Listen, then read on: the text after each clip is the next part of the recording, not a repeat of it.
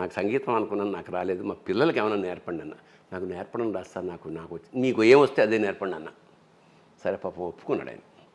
పొద్దున్న 6 గంటకు ఇక్కడే ఉండేవాడు, 6 గంటలకు వచ్చేవాడు. ఆయన వచ్చాక పిల్లల్ని లేపి మొహం కడిగి పాలు తాగేవాడు వచ్చేవాడు 7 అయ్యేది. ఎన్నాళ్ళు ఇట్లా ఆయన వచ్చా మీరు 7ంటికి రండి, పర్లేదు సార్ పొద్దున్నే వస్తా అట్లా. వాళ్ళు ఒకవేళ 7ంటికి వస్తే వీళ్ళు 7ంటికే లేచేవారు. అందుకని నేనేం చేశానంటే ఇంకా ఖాళీగా ఉండడం ఎందుకు నేను నేర్చుకోవడం మొదలెట్ట. ఓకే, 6 to 7 వాళ్ళకి రాలేదు కానీ నాకు సంగీతం వచ్చింది. ఇది నేను ఇక్కడ కూర్చుని 6 గంటలకు మొదలెడితే ఒకళ్ళు షూటింగ్ లేదనుకో, టిఫిన్ చేసి మళ్ళీ లంచ్ మధ్యమావతి రాగానే 7 గంటలు ప్రాక్టీస్ చేశాను నేను. అబ్బా, మీ ఆటగది రహస్యం మధ్యమావతి దానికోసమే. ఇది కార్యకారణ సంబంధం ఏంటంటే ఈ రాగం వంట పట్టేసి అస్థిగతం అయిపోయింది అన్నమాట. అది వచ్చేసి ఒకరోజు సడన్గా ఈ మన శబరిమలై శఖరం కూలి తెలుగు వాళ్ళు పోయారని అనగానే నాకు ఆ రాగం నాలో వెంటాడుతుంది కదా. అవును, అది దేవుడి దగ్గర కూర్చుని ఆటగదరా శివ అలా మనసులో ఆటగద కేశవా అని వచ్చిన తర్వాత ఏమిటిది, క్రీడార్థం సృజసి ప్రపంచమఖిలం అన్నారు ఆదిశంకర్లు. ఏమిటయ్యా ఆట, ఇలా చంపేయడం ఏమిటి అని చాలా బెంగతో అలాగా ఆటగదరా శివ ఆటగద కేశవా ఆటగదరా శివ ఆటగద కేశవ ఆటగదరా నీకు అమ్మతోడు. అమ్మతోడు అంటే ఏమిటి ఇక్కడ, శివశక్త్యాయుక్తో యది భవతి భక్త ప్రభావితం. అమ్మ శివుడు లేకుండా అమ్మవారు లేకపోతే అదే అమ్మతోడు అంటే అమ్మతోడు కాదు, అమ్మతోడు. అమ్మతోడు ఆటగదరా శివ అదే అమ్మతోడు కూడా నీకు ఆటగద కేశవ ఆటగదరా శివ ఆటగద కేశవ ఆటగదరా నీకు అమ్మతోడు ఆటగదరా శివ ఆటగద గణపతిని తిరిగి బతికించేవు కళ్ళు మోయుట మొదటి ఆట నీకు. మళ్ళీ ఆటగద మాయకే మాంగళ్యమును గట్టి కామదహనము సయ్యాట నీకు. ఆట బ్రహ్మకు సృష్టి అంతమే నీ దృష్టి విష్ణుమాయలు కూడా ఆట నీకు. ఆట చదువుల తల్లి ఆట బంగారు వల్లి ఆట చదువుల తల్లి ఆట బంగారు వల్లి ఆటగద శ్రీచక్ర సంచారిణి ఆటగదరా శివా ఆటగద కేశవా. ఇది అదే రాగంలో ఒక 22 రోజులు జ్వరం అంటే ఎక్కడ వచ్చినా అదే అదే అదే అదే ఫేవరెట్. రాత్రి పొద్దున్న నైట్ రాత్రి పక్కన ఇది పుస్తకం పెట్టుకుని పెన్ పెట్టుకుని పడుకునేవాడు అనమాట. ఓ రాత్రి వీళ్ళు వస్తే వేసేసి మావిడికి భయం వేసేసింది. లేదు పిచ్చెక్కింది, ఏమిటండి ఇలా పిచ్చెక్కినట్టు ఇలా అయిపోతున్నారు మీరు ఏదంటే, ఒకవేళ నిజంగా శివుడి పిచ్చి ఎక్కితే అంతకన్నా కావాల్సింది ఏమిటాడు.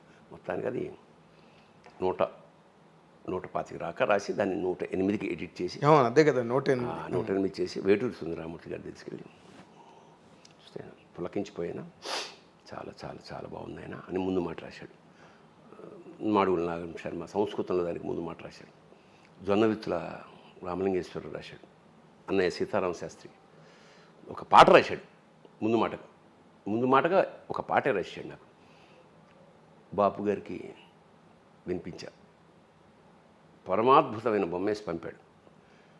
అది అసలు నేను బాపు గారు ఎప్పుడు బొమ్మేసినా అలా అలా చాలా గంట 2 గంటల అంత చూస్తూ ఒక గంట తర్వాత మళ్ళీ ఫోన్ చేసి, సార్ మీరు ఆ కాలు ఇలా అన్నప్పుడు ఆ మువ్వలు ఆ గాలిలో తేలడం చాలా బాగున్నాయంటే, అవునా గమనించారా మీరు, బాగుంది అని. ఒక నెల తర్వాత నేను ఫస్ట్ వేసిన బొమ్మలో ఇలా తంతున్న బాలు కొంచెం దూరం అయిపోయిందండి భూమి. అంటే భూమిని బాల్తో ఆటగదరా శివ అనడానికి ఇలా గమ్మత్తుంటే ఆటగదరా శివ ఆటగద కేశవ కాబట్టి శివుడికి పింఛం పెట్టాడు ఆయన. అవును, ఎస్ ఐ రిమెంబర్. పింఛం పెట్టి ఆ కాలుతో ఇలా తన్నినప్పుడు ఆ భూగోళం ఫుట్బాల్లో ఉండే భూగోళం కొంచెం దగ్గరేసి రెండో బొమ్మ పంపాడు నాకు. ఒక బొమ్మ వేయడమే గగనం, అలాంటి రెండో బొమ్మ కూడా వేసి నాకు. సో అక్కడి నుంచి మా వీణాపాణి అదే ఆల్రెడీ ట్యూన్ చేశాడు కదా, దీన్ని చూస్ చేసి లాస్ట్ క్లైమాక్స్ మాత్రం ఆటగదనాలోని ఆత్మలింగేశ్వర నిత్య రుధిరాభిషేకము నీకు ఆటగదనాలోని ఆత్మలింగేశ్వర నేత్రములే నేతి దీపములు నీకు. ఆటగదనాలోని ఆత్మలింగేశ్వర ఊపిరుల అగరు ధూపములు నీకు. ఆటగదనాలోని ఆత్మలింగేశ్వర 6 చక్రాలే పుష్పాలు నీకు. ఆటగదనాలోని ఆత్మలింగేశ్వర కుండలిని యజ్ఞోపవీత మీకు. ఆటగదనాలోని ఆత్మలింగేశ్వర నాసిరమే నారికేళమ్ము నీకు. ఆటగదరా శివా రేవతి రాగం. రేవతి అదే అది రావణాసురుడు వేదాల్ని స్వరపరిచినప్పుడు రేవతితోనే స్వరపరిచాడు. మనకు చాలా తక్కువ సినిమాల్లో. అంచేత అదే మొత్తానికి ఫార్మ్ అయిపోయిన తర్వాత ఇంకా మేము ప్రోగ్రామ్స్ మొదలెట్టాం. అతనే మాకు వీణాపాండి గారే హార్మోనియం, అవును, వఠ్యం వేణు మృదంగం, మా డాక్టర్ చేబిఎం శ్రీనివాసరావు తంబూరా. మీరు సాహిత్యంతో మీ ప్రయాణం, సాహిత్యంలో మీ ప్రవేశం ఎలా ప్రభావితం అయ్యారని చెప్పావు బాబాయ్. అసలు నాటక రంగం వైపుకి ప్రయాణం ఎలా జరిగింది, దాన్ని మిమ్మల్ని ప్రభావితం చేసిన పాయింట్స్ ఏంటి? అదే అవసరార్థం అద్దెకొంప రాశాను, అది అయిపోయింది. గురుగారితో నాటకాలు. అవసరార్థం అంటే అద్దెకొంప అని మన కాలేజీలో నాటకాలు రాయమన్నారు, నాటకాల పోటీ కోసం రాశావు. అప్పుడు అయితే జంజాల్ది లేదా ఆది విష్ణు లేదా అతిల్ కృష్ణ, నాకు అక్కడ దాకా లేదు. అవును, ఇక్కడ వాళ్ళు కదా. అవును, ఇంకా ఏముందిలే మా ఎక్స్పీరియన్స్తో నేను రాసేసాను. అది ఉత్తమ. తర్వాత అదే రాళ్లపల్లి గారి పరిచయం. అదే అక్కడి నుంచి అయిన తర్వాత రాళ్లపల్లి గారు సినిమాకి రంగానికి వెళ్ళిపోయాక మా పరిస్థితి ఏమిటి? మురళీ కళా నిలయం రాళ్లపల్లి గారు పెట్టింది. ఆదర్శ యువభారతి, మన నమ్మూరు వీరన్నాథ్, దేశరాజ హనుమంతరావు, వీళ్ళందరూ ఉత్తమ ప్రదర్శనలు తీసుకుంటుంటే మా రవీంద్ర భారతి మెట్ల మీద కూర్చుని ఏడ్చేవాళ్ళం. మా గురువు గారు వెళ్ళిపోయాడు, రాసేవాళ్ళు లేడు. అప్పుడు గంటి బాబ్జీ అని నా ఫ్రెండ్, వాడని నువ్వేరా అయిరా ఇదొకటి ఎమర్జెన్సీ. మేము వేరే రచయితల దగ్గరికి వెళ్ళాం. నాటకం ఏంటి సబ్జెక్టు, ఇది ఎక్కువైపోయింది, ఇది మనమే రాసుకుందామని మొదలెట్టా. ఎమర్జెన్సీ ఒక సెటైర్, పొలిటికల్స్. నాకు పెద్ద పాలిటిక్స్ టచ్ లేదు, అయినా పొలిటికల్ సెటైర్. గార్ధభాండం టైటిల్, అంటే గాడిద గుడ్డు. సోషలిజం ఇక్కడ గాడిద గుడ్డు లాంటిది అని. ఒక రాజు, ఒక మంత్రి, ఇట్లా దేశ రాజకీయ వ్యవస్థని రాజుల మీద ఆపాదించి నాటిక రాశాక మరి ఎవరు డైరెక్ట్ చేస్తారు దీన్ని? తల్లావజల సుందరం ఉన్నాడు నా ఫ్రెండు. నేను అమృతవాణిలో పనిచేసా ఉన్నప్పుడు క్రిస్టియన్ కమ్యూనికేషన్ సెంటర్. అవును, ఇక్కడే మన మోండా దగ్గర కదా. అవును, మనోహర్ టాకీస్ పక్కన. అవును, వచ్చాడు సాయంత్రం. అతను ఆల్రెడీ పాపులర్ రంగస్థల దర్శకుడు. తల్లావజల. అవును,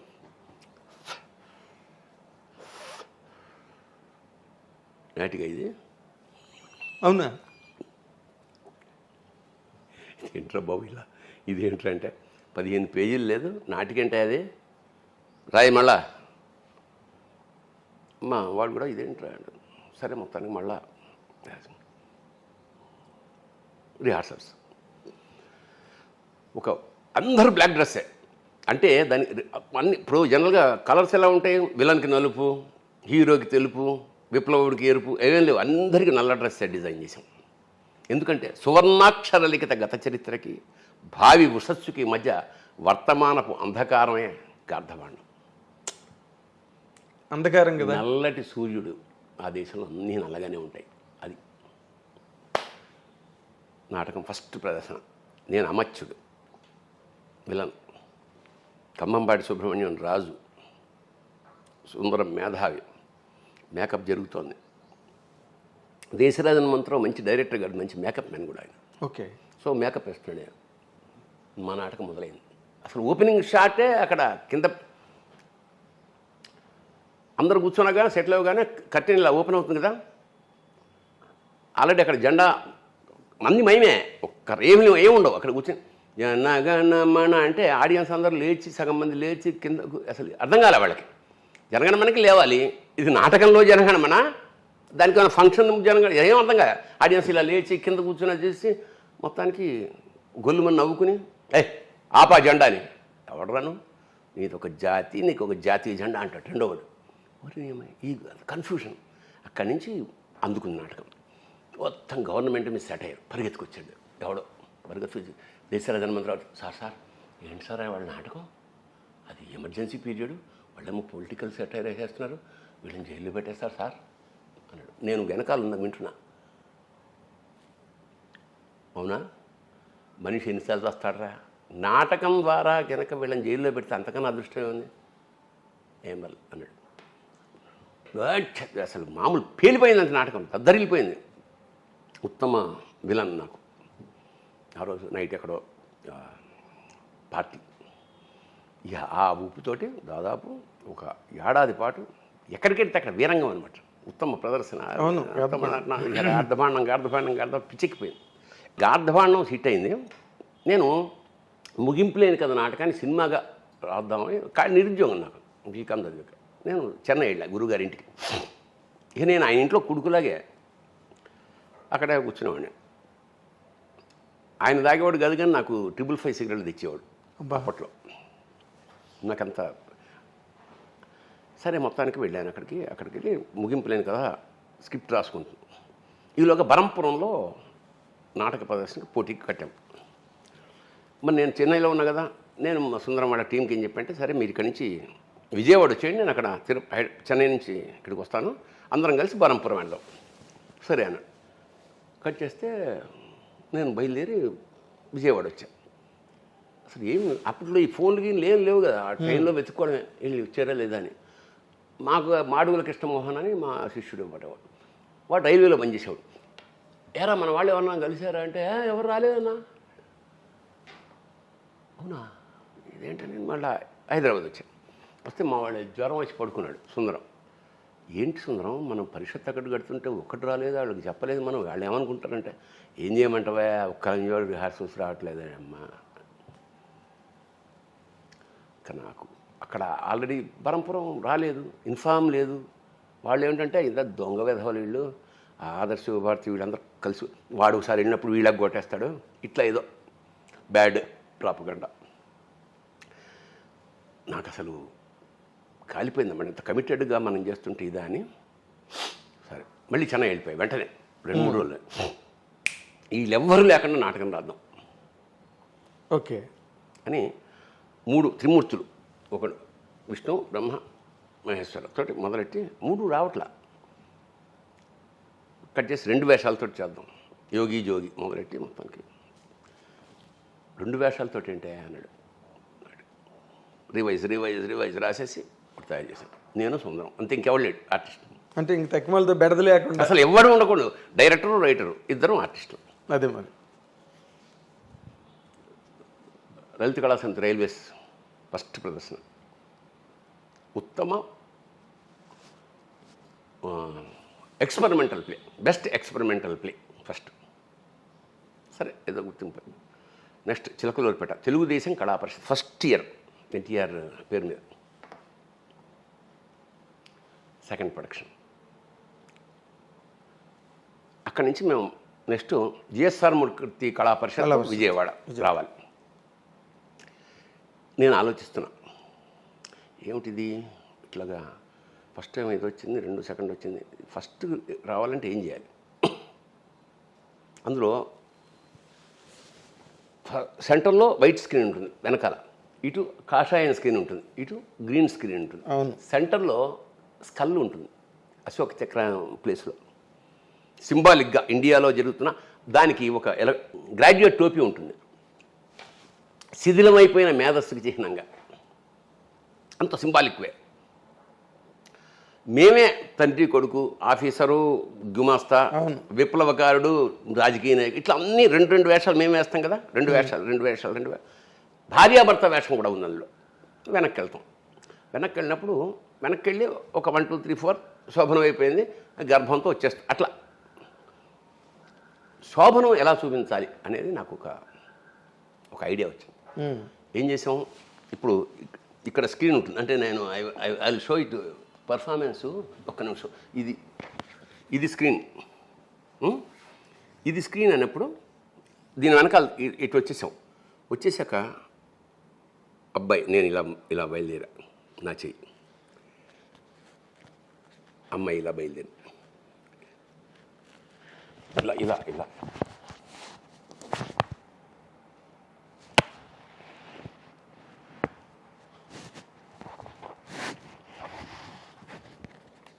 రెండు చేతులతోటి శృంగారం డిజైన్ చేసి చెప్పా, ఇట్లా ఉంటుంది. ఏమైనా ఇది క్లోజప్ పెట్టి కెమెరా కాదు కదా అన్నాడు సుందరం. ట్రై చేద్దాం. వెళ్ళి రెండు చేతులు ఇలా పెట్టి ఇలా వెళ్ళి ఇలా అలా వెళ్తున్నప్పుడు మళ్ళీ అమ్మాయిని పట్టుకుంటా సిగ్గుతూ. ఇదంతా అసలు థియేటర్ దద్దరిల్లం కాదు, డబ్బులు వేశారు. అవును, నాకు గుర్తు. రంగస్థలం మీద డబ్బులు వేశారు. వెంటనే సెకండ్ ఇచ్చాడు. వండర్ఫుల్. ఇక అలాగే విజృంభణ.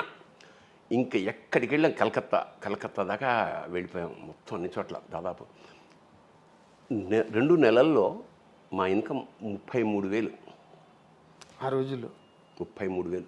మేము ఈ మన అంటే ఖర్చు వెచ్చాలన్నీ అన్నీ పోను, వేలలో ప్రైజులు అన్నీ వాళ్ళే కదా, ఫుడ్ వాళ్ళే పెడతారు. రుమాలు ఇస్తే మా ట్యాక్సీలో వెళ్ళేవాళ్ళం మేము.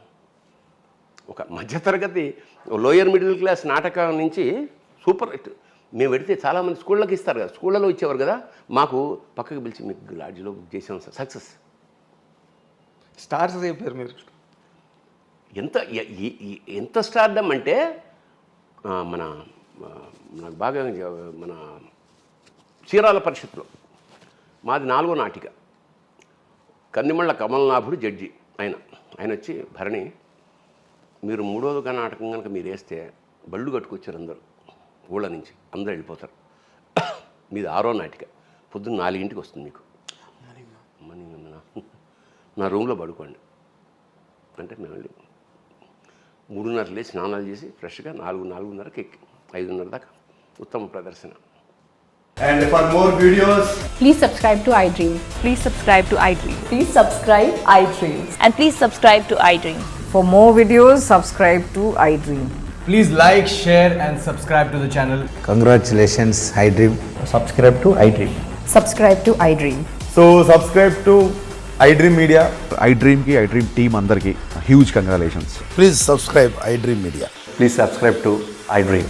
Subscribe iDream. Please subscribe to iDream. iDream అంటే నా కళల ఛానల్ను సబ్స్క్రైబ్ చేసుకున్న నోరు తిరుగుతలేదు, మీరైతే గంట గుర్తు కొట్టండి. For more such videos, please subscribe to iDream.